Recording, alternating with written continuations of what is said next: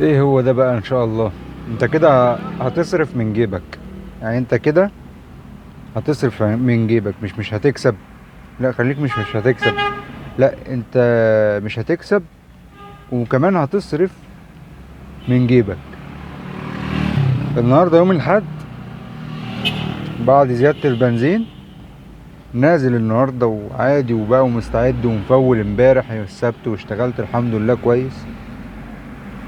وعامل بقى حساب ان انا كمان اعمل تحدي واوريكم فرق استهلاك البنزين وبتاعه، ولسه ما زال يعني ما روحتش. ماشي. بس انا عايز افهم ايه ده.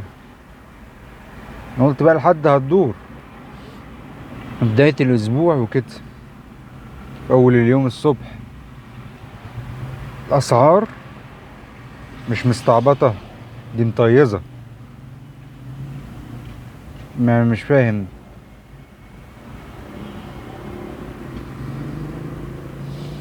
لا اسعار مشاوير صغيرة، وطبعا لا اسعار مشاوير طويلة ولا كبيرة ولا متوسطة حتى. كله خارج نطاق الخدمة، كله ما ينفعش يتقبل. حاجة صعب. حتى لو حتة اللي هي ايه، اللي هي انت ما ترضاش تروحها، حتة مثلا في الزيتون، حتة في المطرية، حتة عشوائية ايا كان الحتة. حاجات اللي هي بقى في الزنانيق اللي جوه وبتاع، المفروض يبقى سعرها مميز عشان الواحد يقبل بيها. لا، سعرها اصلا بايظ.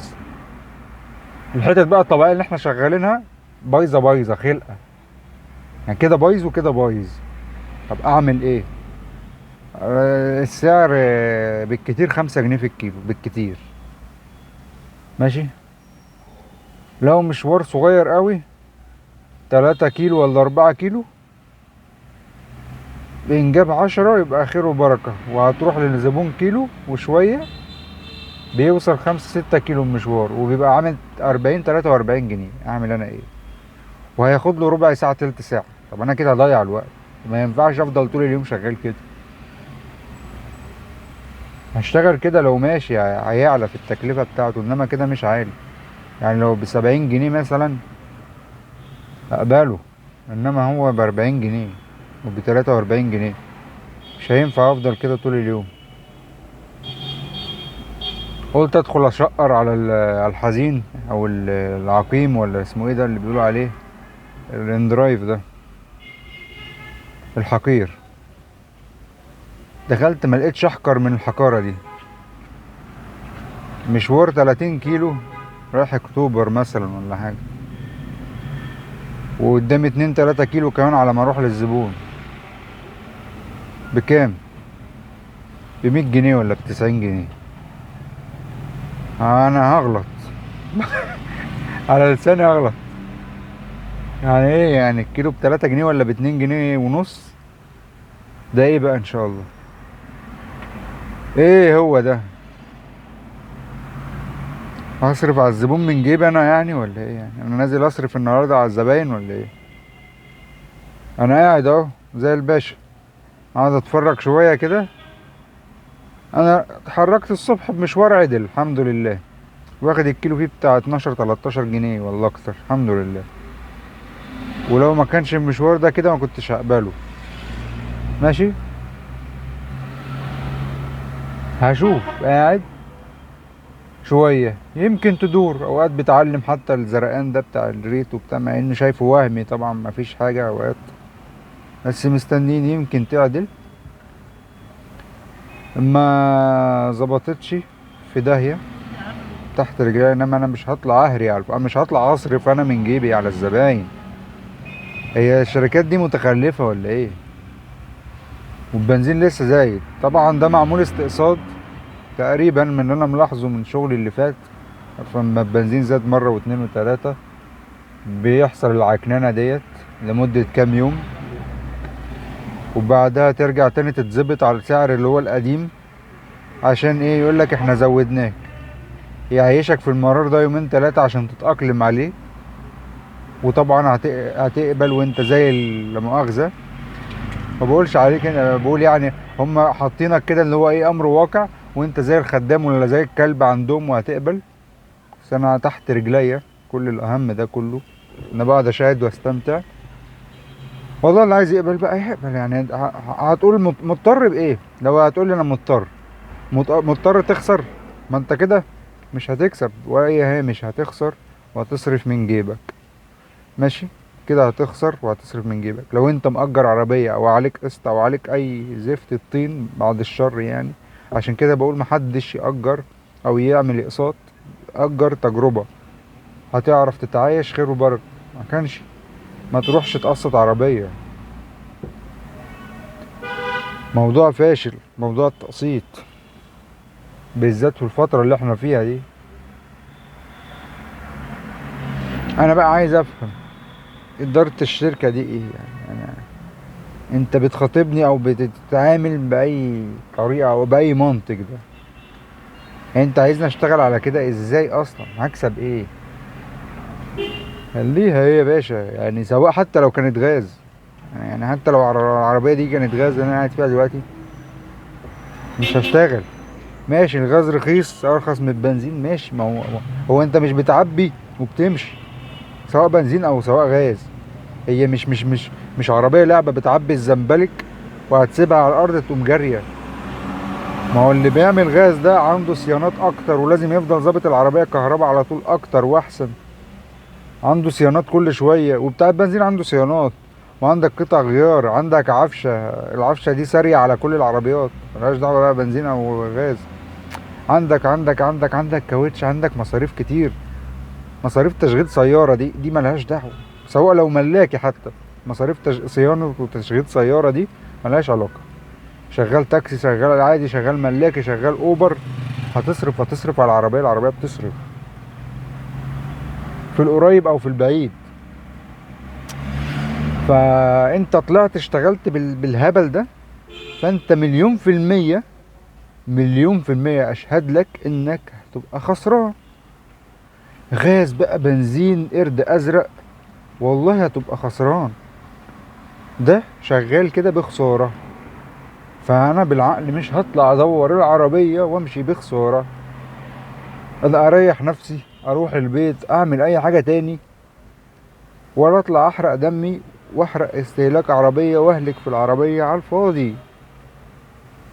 انا كده هشتغل بخسارة ليه؟ انا مش عايز اشتغل بخسارة. عايز تشتغل انت بخسارة؟ اتفضل، توكل على الله، اشتغل بخسارة يا باشا. ممكن تكون انت عديم الخبرة لسه جديد زي حالتي في الاول، عادي. هتحسها مع الوقت، هتحسها مع التصليحات والكلام الفاضي ده. هتحسها بعد اول تاني يوم، زي ما رحت زي ما جيتي، تيتي زي ما رحت زي ما جيتي يا حبيبي. هتلاقي نفسك كده ايه، اللي بتحطه من هنا هتحط عليه تاني من هنا، مش هتلاقي فيه مردود. هتيجي راجع اخر اليوم كده او تاني يوم الصبح او بعد يومين كده، تلاقي نفسك اللي انت اشتغلته رجعت حطيت بيه بنزين وصرفته على حساس ايدل او حساس مش عارف ايه، او قطعة غيار او صيانة بوابة او علبة تنظيف، فلتر هوا. والله هتصرفه غيارة زيت. فانت بتحرق في الفاضي، بتهلك في الهالك والله. فانا بالطريقة دي مش هشتغل انا اليومين دول كده. هعمل ايه؟ امبارح اشتغلت السبت الحمد لله، وهتشوف. كنت متيقن خير ان انا هشتغل الحد اللي هو تاني يوم النهارده، واديني نزلت ومجهز عربيتي ومفولها امبارح وانا ماشي، وما عنديش مانع، انا قاعد عادي.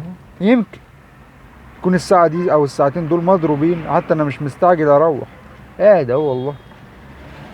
يعني انا عايز استفيد واعمل لكم فيديو وانتوا تستفادوا وتشوفوا الدنيا، وانا عايز اشتغل. يعني مش عاجبني العطلة، وانا يعني انا ليه مصحي ونازل يعني؟ صح عشان انزل وارجع تاني على الفاضي؟ لا. فعايز اشتغل، يعني مش انعارة هي. فربك يرزقني ويرزقكم جميعا يا رب، ويهدي دماغ الشركات المعبطة دي. بعدين ايه كمية التخلف والزبون بيجي عند الشركات دي ويقلحف؟ ما هي غالية علينا كلنا. هي الدنيا زادت، البنزين بيغلى، المحروقات بتغلى، بتغلي كل الحاجات. الزبون هيدفع كل حاجة، يدفع البقال يجيب عشا وراجع، يدفع يجيب فين وهيزود فلوس، وهيدفع كل الحاجات دي كلها بتزيد. الأجرة نفسها العامة كلها بتزيد. يعني البنزين زاد، هتنزل الصبح هتلاقي كل حاجة زادت. هتيجي لحد عندنا وتقلحف؟ الزبون يعني خلاص بيجي اللي بيطلب، لا هتزيد مش هيعرف يركب. الشركة خايفة اوي كده، يقولك مش هنزود مثلا، او هم بقى بيزودوا عمولتهم فقط وانا بيجيلي التكلفة في الضياع كده يعني. مش عارف، بس هو إدارة ساذجة، إدارة متخلفة وبتزنقك في الأمر الواقع تقريبا. بس تزنق مين؟ أنا بالنسبة لي مش مزنوق، تحت رجلي، تحت رجلي اندرايف، تحت رجلي ديدي. أصلا ديدي ده شيء فاشل تجنبه. اندرايف اللي الناس كتير بلاقيها بتتكلم عليه، اندرايف ده برنامج عبيط وزباينه أعبط.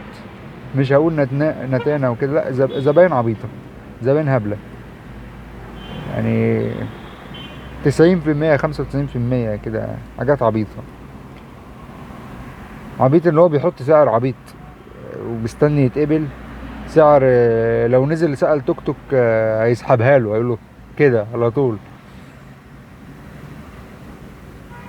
والأعبط من الزبون اللي السواق أو الكابتن اللي بيقبل.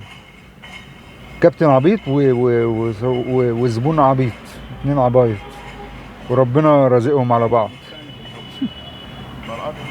ف يلا عادي، ان انا بشاهد واتفرج واستمتع. اخش اندرايف الاقي الكيلو ب2 3 جنيه، ارخص من انت كده، ارخص من الموتوسيكل وارخص من التوك توك. طب ما تروح تجيب لك توك توك تشتغل، ليه هاري نفسك؟ وانزل وردية توك توك يا ابني. الناس اللي هم مش اصحاب الملاك، اللي هم بيروحوا يأجروا عربيات ويقسطوا عربيات، روح قسط في توك توك، ارحم لك واوفر وهتشتغل. سواء ناس جاية من الارياف او سواء ناس من هنا، ليه هتحشر نفسك في عربية؟ والناس اللي عمالة تقبل اوردرات عمالة على بطال ليه؟ روح هات لك توك توك واشتغل تحت بيتك. ما انت اكيد مش من المهندسين انت او من التجمع يعني. هتلاقيك من فيصل زيي، ولا من اي حته حوالينا، ولا بولاق ولا بتاع. روح هات لك توك توك وانزل اشتغل حوالين بيتك في الشوارع تحت وهتشتغل. ايه ده؟ انت الكيلو ده هتعمل فيه كذا مشوار.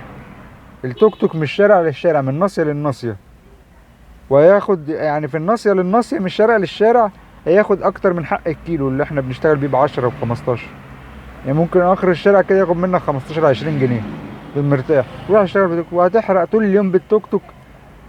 كلام فاضي، حرقه كله استهلاك توك. روح هات لك توك توك، اوفر كمان من شغل الموتوسيكل. الموتوسيكل ضايع. بالطريقه دي يعني انا ماليش في السذاجه ولا ليا في الهبل ده والله. بس انا عشان متضايق ومخنوق من اللي انا شايفه، بس انا شايفه بس مش هحشر نفسي فيه. حبيت اشارك معاكم يعني وانوه لكم للناس المستجده. كده كده الناس القديمه هي طبعا مش هترمي نفسها في الهبل ده، لان هي عارفه هي واحد قصاد واحد هيساوي اتنين يعني.